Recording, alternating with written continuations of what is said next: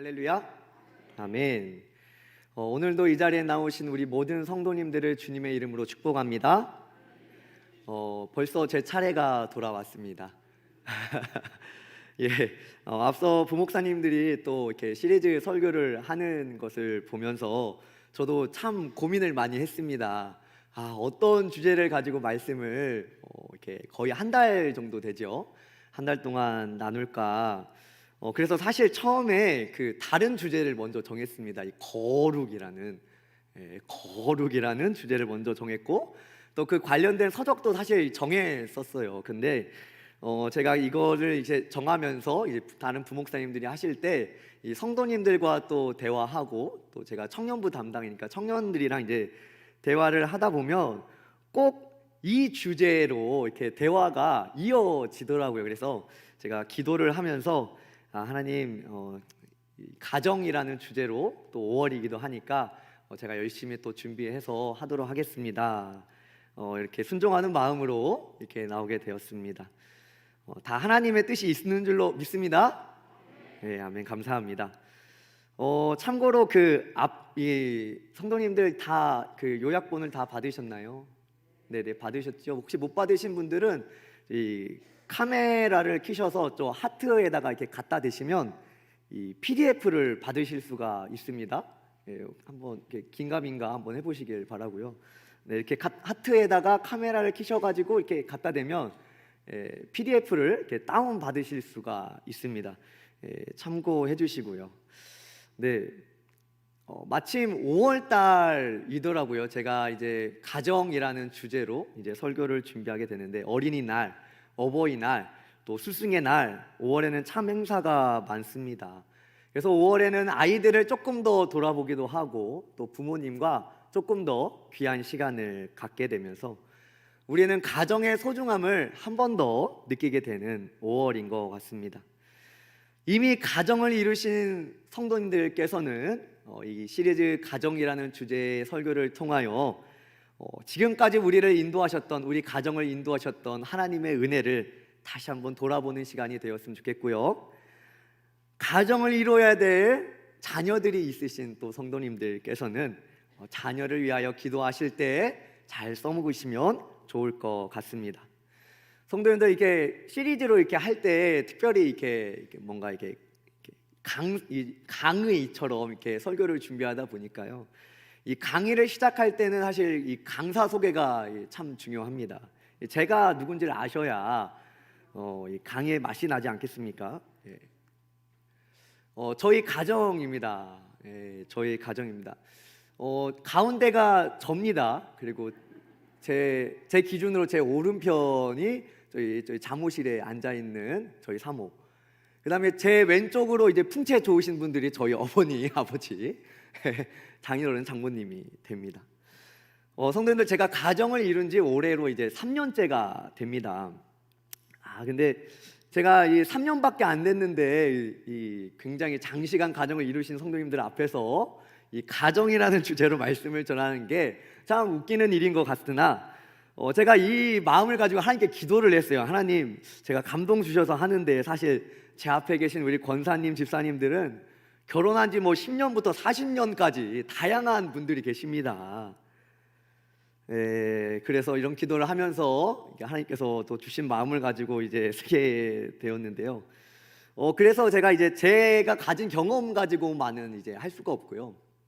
이제 관련 참고 도서입니다. 제가 이 설교를 준비하면서 이 4권의 책을 읽어가면서 이렇게 설교를 준비하게 되었고요. 이 말인즉슨 앞에 있는 연소한 저를 보지 마시고 내용에 집중을 하시면 은혜가 될 줄로 믿습니다. 아멘. 성도님들, 혹시 성도님들 우리가 함께 이렇게 믿고 있고 진리로 알고 있는 성경이 이 결혼으로 시작해서 또 결혼 이야기로 끝나는 것을 알고 계십니까?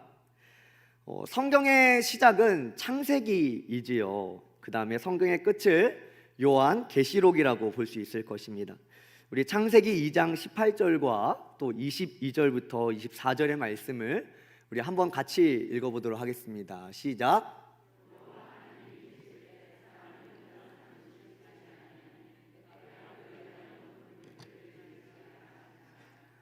여호와 하나님이 아담에게서 취하신 그 갈빗대로 여자를 만드시고 그를 아담에게로 끌어오시니 남이 이르되 이는 내 뼈 중에 뼈요 살 중에 살이라 이것을 남자에게서 취하였은즉 여자라 부르리라 하니라. 이러므로 남자가 부모를 떠나 그의 아내와 합하여 둘이 한 몸을 이룰지로다. 아멘. 성경의 시작인 이 창세기에서 하나님께서 모든 만물을 창조하시고 무엇라 말씀하시죠? 힘이 좋았더라 말씀하십니다. 그런데 하나님이 보시기에 전부가 다 좋은데 딱 하나만 걸린 것입니다. 그것이 무엇입니까? 아담이 혼자 있는 것이 보시기에 혼자 사는 것이 좋지 않아 보셨던 것입니다. 모든 게 좋았는데 아담이 혼자 있는 것이 하나님께 보시기에 좋지 않았던 것입니다. 그래서 하나님께서 아담의 갈비뼈를 뚝하니 취하셔서 하와를 만드십니다. 아담이 하와를 본 순간 한눈에 뿅 가게 됩니다. 그래서 이 성경의 최초의 시가 이 사랑의 고백이 이 아담을 통해서 나오게 됩니다. 내 뼈 중에 뼈요 살 중에 살이라 라고 고백을 하고 가정을 이루게 됩니다. 내 뼈 중에 뼈요 살 중에 살이라 라는 고백은 이런 고백이 됩니다. 당신 안에 내가 들어있다. 당신의 알므로 드디어 나를 알 수 있게 되었다. 그러니까 아담이 하와를 알므로 만남으로 온전한 나를 알 수 있게 되었다라는 말이 내 뼈 중에 뼈요 살 중에 살이라. 제가 좋은 거 알려드렸으니까 집에 가셔서 꼭 사용해 보시기 바랍니다. 성경의 시작부터 이 결혼에 대한 이야기로 남녀의 만남에 대한 이야기로 시작을 하게 됩니다. 이제 성경의 마지막엔 요한계시록으로 가보겠습니다. 요한계시록에서는 예수님과 하나님의 백성이 혼인하는 혼인잔치를 말씀해 주고 있습니다. 요한계시록 19장 7절로 9절의 말씀을 함께 읽습니다. 시작. 우리가 즐거워하고 그에게 영광을 돌리세 어린 양의 혼인 기약이 이르렀고 그의 아내가 자신을 준비하였으므로 그에게서 빛나고 깨끗한 세마포 옷을 입도록 허락하셨으니 이 세마포 옷은 성도들의 옳은 행실이로다 하더라. 천사가 내게 말하기를 기록하라.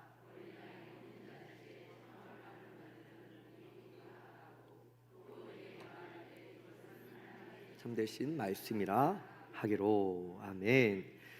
결국 요한계시록에서 말씀하고 있는 것은 우리가 그 신랑 되신 예수님 앞에 신부로 잘 단장이 되어서 예수님이 오시는 그날 예수님과 혼인잔치를 누리는 것을 말씀해 주고 있습니다. 성경의 시작이 결혼으로 시작해서 성경의 끝이 결혼으로 끝나는 것을 우리 함께 보았습니다. 참 이러고 보면 이 결혼, 가정이 얼마나 중요한지 우리는 알게 되는 것이죠. 성도님들, 그런데 요즘 이 젊은 세대들을 보면 결혼이 자꾸 늦어지고 있어요. 그리고 때로는 결혼하지 않으려고 하는 청년들도 제가 때로는 보게 됩니다. 우리 성도님들의 가정은 어떠십니까? 집에 애물단지 하나씩 데리고 있으십니까? 아들, 딸 공부 잘 시키고 인물도 좋은데 훤칠한데 왜 결혼 안 하려고 할까요?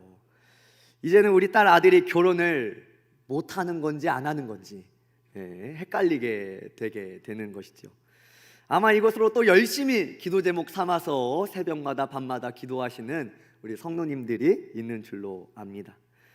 예전에는 사실 어느 정도 나이가 되면 결혼하는 것이 당연하였습니다. 그런데 요즘은 자녀의 결혼이 이 기도의 제목이 되어버리는 것이죠. 최근 한 40년간 결혼 선행 지표라는 지수가 하락을 한다고 합니다. 이것은 많은 것들을 담고 있는데요. 어떤 이 결혼에 대한 이 만족도를 나타내는 지표입니다. 이 앞에 그래프는 그것은 아닙니다. 근데 이 앞에 그래프를 보면 우리가 쉽게 알 수 있는 것은 출생아는 줄고 혼인율도 줄고 있고, 그런데 이혼율은 오르고 있고, 미혼 청년, 그러니까 결혼 안 하는 청년 비율도 오르고 있다라는 것입니다. 요즘 젊은이들은 사실 이 행복한 결혼 생활을 유지할 가능성이 낮다고 생각들을 많이 하고 있습니다. 그리고 안정된 관계를 유지하는 부부조차도 어느 정도 시기가 지나면 뭔가 그 사랑이 넘치는 그런 모습이 아니라 따분한 모습을 갖게 된다라는 그러한 두려움도 갖고 있게 됩니다. 유명한 사람이 있습니다. 코미디언 크리스 록이라는 사람이 이렇게 말을 했다고 해요. 싱글로 외롭게 사시겠습니까? 아니면 결혼해서 지겹게 사실래요? 그러니까 이 외롭게 살던지 지겹게 살던지 둘 중 하나밖에 없다. 사실 상당수의 젊은이들이 요즘 이런 생각을 갖고 있다고 합니다. 이런 생각을 갖고 있다 보니 요즘 젊은이들 사이에서 폭발적으로 증가하는 모습이 있는데, 그것은 결혼하지 않고 동거하는 문화입니다. 이렇게 되는 것은 젊은이들 사이에 광범위하게 퍼져 있는 이 몇 가지 믿음 때문인데요. 먼저는 우선 결혼 생활은 10중 8구 불행하다라는 이 믿음을 갖고 있기 때문입니다. 결혼의 많은 퍼센트가 이혼으로 이어지고, 그 다음에 그 결혼율을 잘 유지하고 있는 모습 가운데서도 결국 지루하게 되거나 꼭 비참하게 된다라는, 그래서 결혼하기 전에 살아보는 것이 도움이 된다라는 생각을 가지고 있는 것입니다. 심지어 뉴스에서는 이런 기사가 나오기 시작하였습니다. 동거는 필수고 결혼은 선택이다. 여기서 주어가 나와야 되는데 젊은이들 사이에서 결혼율은 떨어지고 있는데 동거율은 오르고 있다라는 그 조사 결과도 있습니다. 그렇다면 한번 생각해 볼 게 있습니다. 그럼 동거한 커플은 행복할까라는 것이겠죠. 연구 결과에 따르면 이 동거 커플은 그냥 동거를 안 한 커플보다 헤어질 가능성이 2배가 높고, 이 자녀가 있을 경우에는 이 사회적인 문제가 더 심각하다고 합니다. 그리고 결혼한 부부라고 할지라도 동거한 경험이 있으면 이혼할 확률이 더 높다고 하더라고요. 그러니까 이 젊은이들이 동거라는 어떤 해결책을 찾았지만 사실은 더 심각한 피해로 이끌어가게 되는 것입니다. 두 번째 잘못된 오해는 이 경제적인 이유입니다. 아마 이것에서는 많이들 이렇게 공감을 하실 거라 생각이 듭니다. 경제적인 이유로 어느 정도 기반을 잡은 후에, 여유가 있게 된 후에 결혼을 하겠다라는 것입니다. 이 말을 달리하면 결혼을 하게 되면 경제적으로 쪼들린다라는 거죠. 어렵다라는 것입니다. 결혼하려면 좋은 직장에 취직해서 경제적으로 안정도 되어야 하고, 또한 배우자 역시도 그런 사람을 만나야 된다라는 것이죠. 이러한 생각 배후에는 사실 결혼 생활은 경제적으로 어떤 어려움을 주는, 자꾸만 경제적으로 어렵게 하는, 또 아이가 태어나면 더 경제적으로 어려워지는 그러한 전제가 깔려 있는 것이지요. 그래서 고정 수입도 있어야 되고 통장의 잔고도 충분해야 된다라는 것입니다.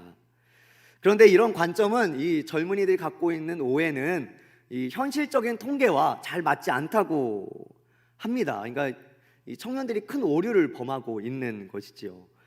사실 이전에 전통적으로 결혼을 하는 이유는 무엇입니까? 경제적으로 기반을 잡고 안정되어서 결혼을 한 게 아니라 안정되려고 결혼을 했죠. 하지만 이 경제 전문가들은 또한 이 결혼을 하게 되면 또 경제적인 또 이익이 있다고 합니다. 사람들이 보통 은퇴하는 시점으로 봤을 때 이 결혼 생활을 지속적으로 유지하는 사람들의 재정 상태가 무려 75%가 더 높다고 합니다. 또 비슷한 교육 수준과 경력을 지닌 남성을 비교했을 때 결혼한 남성이 10%에서 40%가량 더 높게 소득을 낸다고 합니다. 결혼한 이들은 신체적으로 또 정신적으로 훨씬 건강한 생활을 하기 때문에 이 절망적인 상황을 만나거나 아니면 시련이나 큰 충격을 만나더라도 부부가 함께 버팀목이 되어 주므로 어렵고 힘든 상황을 잘 넘기고 쉽게 평온함을 찾을 수 있는 이러한 충격 흡수 작용이 가정에서 이루어진다라는 것입니다. 또 수입이 늘어나는 요인으로는 사실 부부가 가정을 이루는 것을 통해서 사실은 책임감을 갖게 되고 어떤 이 재정적인 이 훈련을 통해서 싱글들은 더 쉽게 돈을 쓸 수 있는데 이 가정이 생기게 되면 조금 절제하게 되고 저금이나 투자를 하게 된다고 합니다. 그러니까 결론적으로 결혼을 하면 경제적으로 훨씬 이익이 있게 된다라는 것을 말해주고 있습니다. 세 번째로는 홍보되고 있는 이혼에 대한 문제입니다. 요즘 드라마나 TV나 SNS나 이런 영상 매체들을 보면 이혼하거나 헤어지거나 아니면 이런 자극적인 소재들을 많이 이용하게 되죠. 그래서 이혼이 정말 아무렇지 않은 것처럼 그렇게 표현이 되고 또 그것이 점점 익숙해지도록 만드는 것입니다. 근데 성경에서는 이혼도 말을 하고 있고 필요한 때가 있고 또 허용을 하기도 합니다. 그런데 이런 조사가 있다고 해요. 당장의 만족감을 느끼지 못한 부부라도 부부 생활이 불행하다라고 말하는 부부일지라도 이혼하지 않고 결혼 상태를 유지하면 무려 3분의 2는 5년 안에 행복해진다라는 또 조사가 있다고 합니다. 결혼하면 긍정적인 면이 사실 너무나 많은데요. 이 결혼의 긍정적인 면은 굉장히 지루하고 뭔가 부각되지 않고 되려 이혼하고 헤어지는 것은 자극적이고 많이 홍보가 되고 있는 모습이 있다라는 것입니다. 그렇다면 왜 이렇게 오해가 많이 퍼지고 있을까? 어디서부터 잘못된 것일까? 사실 요즘 결혼과 또 가정을 이루는 사고방식이 이 비현실적인 이 이상주의가 깊이 뿌리 박혀 있다고 합니다. 그러니까 이상주의, 꼭 이 그림처럼 백마탄 완자를 이렇게 기다리는 거죠. 너무나 이상적인 결혼을 추구하기 때문이라고 얘기를 합니다. 비현실적인, 그러니까 이상적인 결혼은 이런 뉘앙스인 것입니다. 내가 이제 배우자를 만나면 나는 이제 싸울 일도 없을 거고 우리 배우자가 나의 부족한 부분을 다 채워줄 거야, 그렇게 나에게 큰 만족감을 줄 거야 라는 생각을 가지고 있는 것이죠. 물론 어느 정도는 그러한 일들이 일어나지요. 그런데 이 요즘 젊은 세대들이 이 결혼을 이해하는 방식이 이 사회가 큰 폭으로 변화가 되면서 이러한 일이 일어났다라는 것입니다. 이전에는 가정을 이루는 것이 사실 사랑하고 후손을 낳으면서 이 안전한 가정을 이루고 또 사회적으로 이 안전한 어떤 그 영구적인 연합을 이루었던 거라면, 요즘은 이 당사자 간의 계약을 통해서 개인의 만족을 추구하기 위한 이 계약 정도로 생각을 하게 되는 것이죠. 이전에는 이 결혼의 목적을 이 남편과 아내가 서로 사랑하고 헌신하는 데에 이제 틀을 만들고 거기에 목적을 두었다라면, 그래서 이 두 남녀가 이 사사로운 충동과 관심을 이렇게 절제하게 되고, 또 우리 또 믿는 성도들 안에서는 또 서로 사랑함으로 그 안에서 느껴지는 하나님의 사랑을 느끼게 되는 것이죠.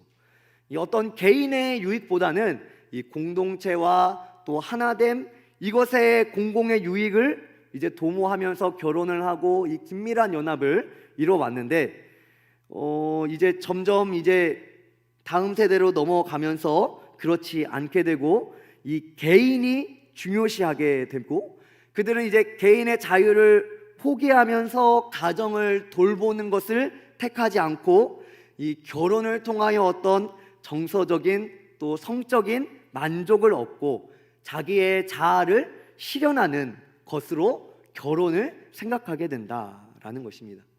그러니까 이 젊은이들이 점점 이 공공의 유익을 생각하기보다는 개인의 유익을 생각하기 위해서 이 결혼을 수단처럼 어떤 방법처럼 여기게 된다라는 것입니다. 요즘 사람들의 이 결혼식의 모습을 보면 더 그래 보이는 것 같습니다. 어떤 한 가정과 한 가정의 만남이 아니라 뭔가 이 혼인한다라는 것을 대중 앞에서 공포하는 어떤 그런 언약식 그러한 개념이 아니라 마치 신랑과 신부의 이벤트로 이 결혼식이 많이 바뀌게 되었죠.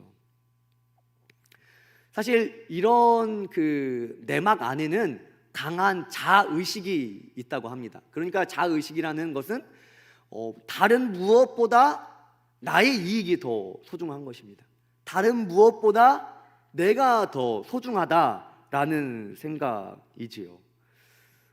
너무나 아이러니하게 이러한 결혼관을 가지고 있는 사람들은 이 결혼에 대한 기대를 끌어올리고 또 배우자에 대한 기대를 끌어올리면서 이 배우자에 대한 어떤 치명적인 부담을 주게 되었다라고 말을 합니다. 그래서 현대인들은 이렇게 말한다 그래요. 자신은 달라질 생각이 전혀 없으면서 자신의 목표를 이루기 위하여 배우자가 물심양면 도와주기를 바라고 그러한 배우자를 만났을 때야 결혼을 하겠다라고 얘기를 한다고 합니다. 그러니까 완벽한 소울메이트를 찾아 헤매는 것이죠. 성도님들, 요즘에 이 데이트나 이 소개팅 하는 어플이 있는 것을 알고 계십니까? 사실 예전에는 선도 봐주고 소개도 해주면서 그래도 내가 조금 소개해줄 만한 사람들을 이렇게 소개를 해 주었죠. 그런데 이제 점점 시대가 흐르면서 그렇게 아는 사람을 통해서 소개받는 게 부담이 되는 것입니다. 그래서 제가 조금 찾아보니까 SNS로 이런 이 문구로 유혹을 하더라고요. 종교부터 가치관까지 거짓말처럼 딱 맞는 사람. 네, 이런 문구로 유혹을 하더라고요. 성도님들, 그런 사람 만나셨습니까? 네. 그리고 뭐 좋은 사람 만나고 싶으니까 더 이상 눈을 낮추지 마세요 라고 이렇게 얘기를 하면서 이 데이트 앱, 소개팅 앱 어플들이 이렇게 유혹을 하더라고요. 많은 회원들을 보유하고 있고 개인정보를 올리면서 사실 이 어플을 들어가게 되면 사실 배우자가 될 사람들을 이렇게 이 손가락으로 이렇게 넘겨가면서 마치 쇼핑을 하듯이 내가 원하는 조건을 찾게 되게 됩니다. 또 내가 원하는 조건과 뭐 외모며 키며 스타일이며 이런 것들을 넣고 이제 그렇지 않은 사람들은 여과가 됩니다. 이게 빠지고 그렇게 내가 원하는 이상형들만 모아서 이렇게 나오게 됩니다. 뭐 3명이건 5명이건 이렇게 추천을 하면서 나오게 됩니다. 그리고 이런 사람들과 또 이렇게 뭐 대화를 하고 이렇게 대하지 않겠습니까? 그러기 위해서 또 돈을 줘요. 돈을 주고 충전을 해서 또 채팅을 걸고 이런 유료 서비스가 또 진행을 되게 됩니다. 결국 모두가 이 환상의 커플을 꿈꾸지만 결국 환장의 커플이 되는 것이죠. 그러면서 남자나 여자 모두가 자신 있는 그대로를 받아주고 자신은 바꾸려고 하지 않는 것입니다. 이러한 비현실적인 기대로 서로를 탐색하고 또 탐색을 당하면서 사실은 서로에게 더 큰 실망을 주게 되는 것입니다. 남녀 모두가 결혼을 인간의 면모로 온전히 가다듬고 결혼을 통해서 자신이 온전히 가다듬어지고 이 공동체를 완성해내는 그러한 통로의 개념으로서 이 가정을 생각하는 것이 아니라 개인의 목표를 이루는 수단으로만 생각하게 된 것입니다. 이러다 보니까 점점 상처를 받고 실망을 하게 되니까 이 이상주의는 이제는 비관주의로 이어지게 됩니다. 그래도 꽤 괜찮은 사람들을 이렇게 때때로 만나곤 하지만 이게 마음에 안 들어, 저게 마음에 안 들어 라는 이유로 지나치게 됩니다.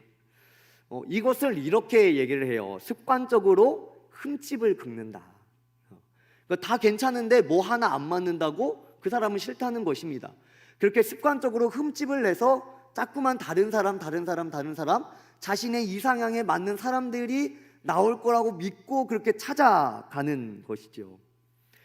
C.S. 루이스는 이 완벽한 짝을 만나려다가 아무도 만나기를 싫어하고 결국 자유 또한 잃어버리기 싫다는 이유로 결혼을 피하는 이들에게 이렇게 얘기를 한다고 합니다. 우리 한번 같이 읽어볼까요? 우리 한번 같이 읽어봅니다. 시작. 무엇이든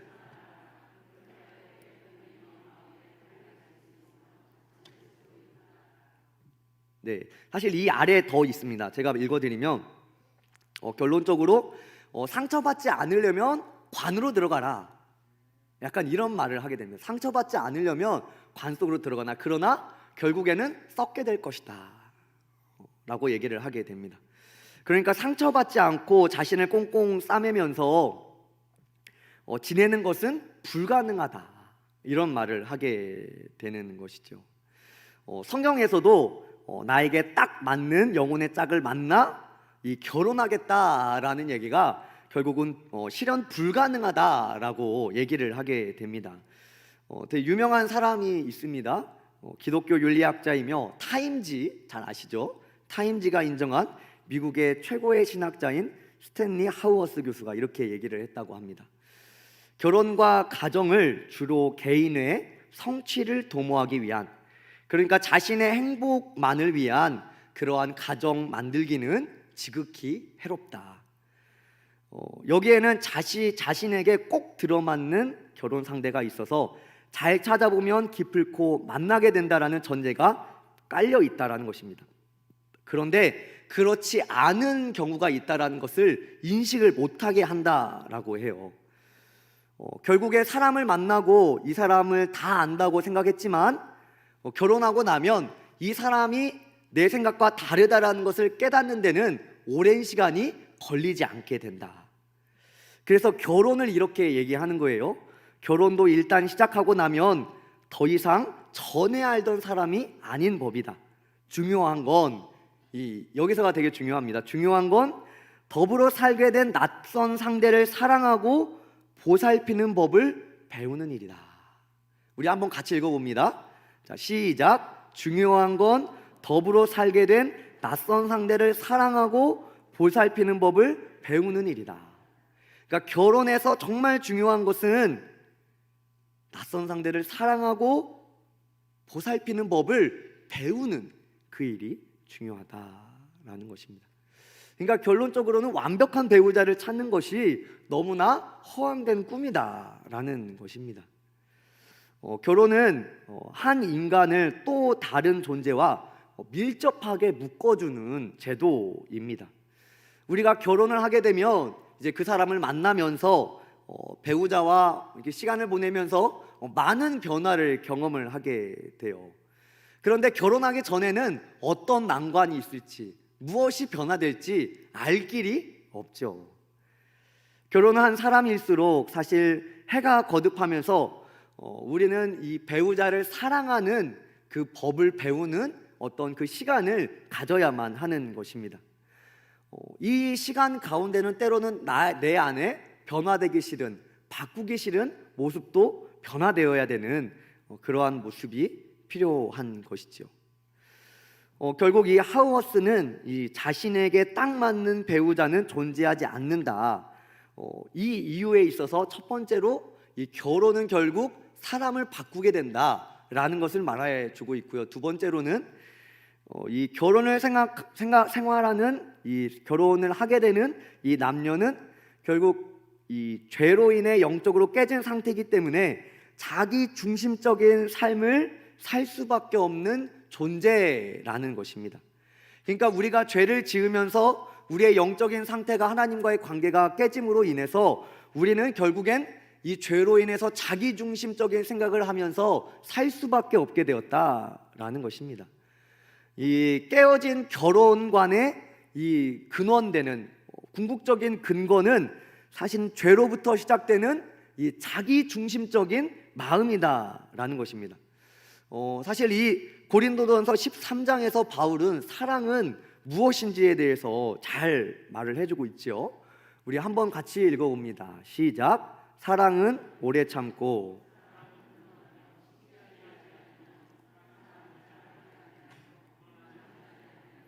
무례히 행하지 아니하며 자기의 유익을 구하지 아니하며 성내지 아니하며 악한 것을 생각하지 아니하며. 이처럼 성경에서 말하고 있는 사랑은 자기 위주의 사고 방식보다는 그거와 정반대로 자기 유익을 구하지 않는 것을 말해주고 있지요.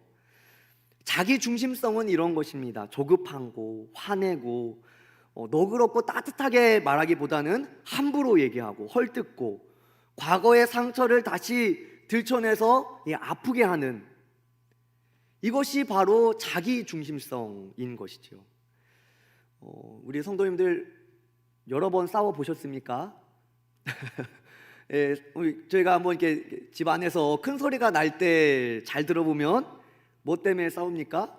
누가 옳다는 거예요? 네, 안 싸워 보셨나 봐요. 다 자기가 옳다라는 거죠. 자기 중심성 때문에 싸우게 되는 것입니다. 그러나 우리는 성령님께서 이러한 우리의 마음을 만져주셔야 사실은 우리가 온전한 사랑을 할 수 있는 그 자리로 갈 수가 있게 되는 것이지요. 결국 이렇게 깨어진 자아를 가진 우리는 지속적으로 이 성령님의 이 충만함 가운데 거해야만이 이 자기 중심성을 버릴 수가 있게 되는 것입니다. 팀 켈러 목사님은 이것을 사랑의 경제학이라고 말을 하게 됩니다. 이 말이 뭐냐? 이 마음의 은행에 줄 돈이 넉넉하게 있어야 이 너그럽게 베풀 수 있다라는 것입니다. 그런데 우리 스스로가 이 만들고 넣고 하면 우리는 꼭 이 받은 만큼 주려고 하는 성향이 있기 때문에 받은 만큼밖에 안 나간다라는 거예요. 그런데 성령님께서 우리 안에 역사하시고 우리 안에 계시면 우리의 마음이 넉넉해져서, 우리 마음의 은행이 넉넉해져서 아낌없이 베풀 수 있다라는 것입니다. 결국 즐거움이 가득한 결혼 생활을 이어가기 위해서는 이 삶의 중심에 앉아있는 나를 자꾸만 끌어내리고 그 자리에 하나님을 앉히면서 이 상대방의 필요를 보고 상대방을 섬기는 이 섬김의 능력이 필요하다라는 것입니다.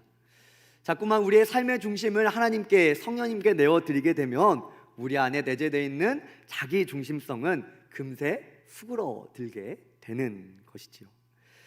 결국 결혼이 주는 행복은 이 성령님께 의지해서 희생적으로 섬기는 삶에 달려 있는 것입니다. 예수님께서 그러셨던 것처럼 지속적으로 배우자의 행복을 자신의 행복보다 먼저 생각할 때 우리는 행복한 결혼 생활을 이어갈 수 있다라는 것입니다. 제가 이런 말을 하면 아이고 남는 거 하나 없겠네 얘기하시는 분들도 있을 것 같으나 우리는 자꾸만 받은 만큼 주려고 하지 말고 어떻게 주라고요? 따라합니다. 아낌없이 주라. 네, 성령님께서 우리 안에 계시니 넉넉한 마음을 가지고 아낌없이 주라. 그러면 우리가 배우자의 행복을 먼저 생각할 때에 우리에게 얻어지는 유익은 뭐가 있을까? 그것은 우리 안에 행복하게 되는 것입니다. 이 행복은 이 섬김으로부터 나오는 행복이기 때문에 전혀 해가 되지 않는 행복인 것이지요. 예수님은 이렇게 말씀하십니다. 마태복음 말씀에서 우리 함께 읽어봅니다. 시작. 누구든지 제 목숨을 구원하고자 하면 잃을 것이요 누구든지 나를 위하여 제 목숨을 잃으면 찾으리라. 이것을 결혼 생활에 비추어 보면 나의 스스로의 만족을 추구하다 보면 아무것도 손에 넣는 것이 없지만 예수님께 우리의 마음을 두면 둘 다 갖게 될 것이다 라는 것이죠. 자신의 행복을 쫓기보다는 서로 섬겨라 라는 것입니다. 그렇게 되면 더 깊은 행복이 우리에게 있을 것이다. 왜 그럴까요? 이 결혼은 하나님께서 세우신 제도이기 때문입니다. 사랑에는 자신을 내어주는 사랑이 으뜸이며 또한 예수님께서 우리에게 보여주신 사랑이 이러한 사랑이기 때문입니다. 그러므로 우리는 자꾸만 자기 중심적인 이 마음가짐과 맞서야 되는 것입니다. 우리 고린도후서 5장 15절 말씀을 우리 함께 읽어보겠습니다. 시작. 그가 모든 사람을 대신하여 죽으심은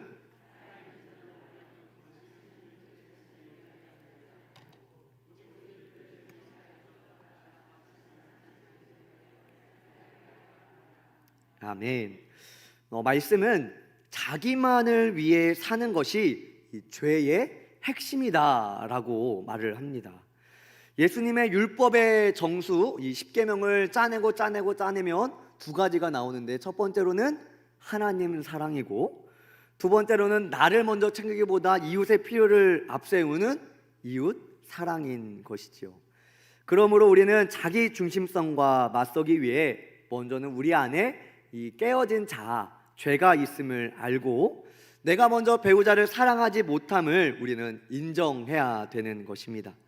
그러므로 나에게 채워지지 않는 부분을 배우자에게 찾는 것이 아니라 성령님으로 채워가며 부부가 서로 섬기고 함께 하나님을 위해 살아가야 되는 것이죠.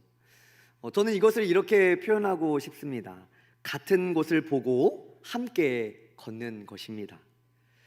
하나님께서 남자와 여자를 다르게 만드셔서 인생의 먼 길을 함께 가야 하는 이 장거리 레이스에 남녀가 서로를 돕도록 만들어 주셨습니다. 다음 시간에는 다름의 복을 누려라 라는 제목으로 함께 은혜를 나누고 싶고요. 하는 사람만 은혜 받는 숙제가 있습니다. 그것은 그 스크립트 뒤에 있는데요. 부부간의 대화를 한번 적어보시는 겁니다. 나는 우리 와이프에게, 배우자에게 어떤 말을 하고 있고 어떤 뉘앙스로 얘기를 하는지 한번 적어보시면 하는 사람만 은혜 받는 숙제가 될 것입니다.